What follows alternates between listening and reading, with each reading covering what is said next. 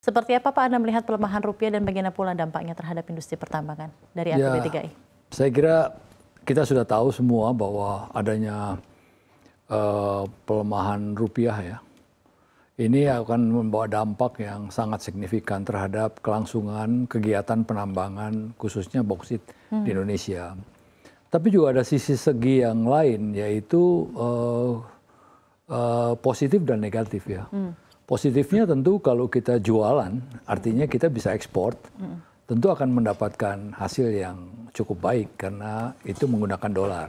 Okay. Tapi untuk komponen-komponen yang menggerakkan kegiatan dalam pertambangan itu juga menggunakan komponen dolar, sehingga pasti kita akan mengalami mengalami akibat daripada penguatan dolar.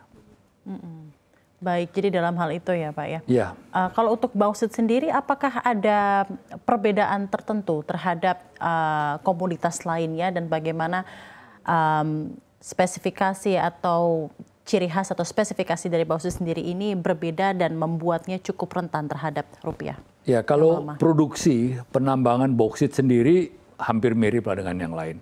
Komponennya ada komponen dolar di dalamnya, karena menghitung per ton itu juga kita hitung terhadap biaya atau cost itu dengan patokan dolar. Nah, dengan adanya penguatan dolar itu tentu akan berpengaruh terhadap nilai dari produksi itu sendiri. Dan memang berbedanya dengan komoditas lain boleh ekspor. Dalam tanda petik seperti batu bara. Ya. Kalau bauksit sampai hari ini masih belum diizinkan untuk ekspor. Maka tentu pengusaha bauksit akan menerima dampak ini sangat berat. Karena apa? Karena ya semua kegiatan produksinya, baik itu peralatan dan penunjang lainnya, semua kita datangkan dari luar negeri. Okay. Dan itu akan menjadi beban tersendiri di dalam prospek penambangan ke depan. Selama pemerintah tidak mengeluarkan kebijakan-kebijakan yang merupakan terobosan agar kita bisa survive ya. Bagaimana bentuk-bentuk strategi yang dilakukan pengusaha bauksit Indonesia melihat pelemahan rupiah ini, Pak Ronald? Ya tentu yang paling paling klasik kita melakukan efisiensi dan kita selalu mitigasi apa sebetulnya yang kira-kira masih bisa kita lakukan agar kita bisa survive. Dan ini kan juga tidak lepas dari apa yang kita jadikan patokan yaitu RKAB. Apalagi RKAB ini sekarang ini 3 tahun ya. Sehingga juga kita harus berpikir untuk 3 tahun ini harusnya bisa berjalan sesuai dengan keadaan yang memang kita hadapi. Tahun-tahun lalu masih 1 tahun. Sehingga kita bisa melakukan revisi-revisi, meskipun sekarang juga bisa dilakukan revisi, tapi tentu kan programnya 3 tahun sudah harus sudah harus terprogram secara baik. Oke, baik. Sudah cukup jelas Pak Ronald, nanti kita akan bincangkan lagi kalau khusus untuk bauksit. Sekarang mungkin kita akan ke Pak Alex. Pak Alex, dolar menguat cukup signifikan beberapa waktu terakhir. Bagaimana dampaknya terhadap bisnis batubara Anda? Ya, pertama ya peningkatan dolar ini kan kalau kita lihat memang trennya karena memang secara indeksnya memang dolar tuh menguat ya.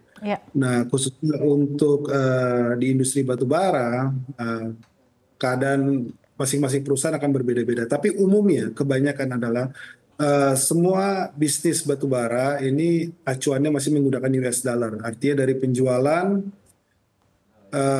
dan juga pengeluaran, operational expense itu pinjaman bahkan pendanaan itu juga mengacu pada US dollar. Sehingga dampak positifnya terhadap kinerja keuangan perusahaan berdampak positif tapi tidak signifikan. Ya, tidak signifikan.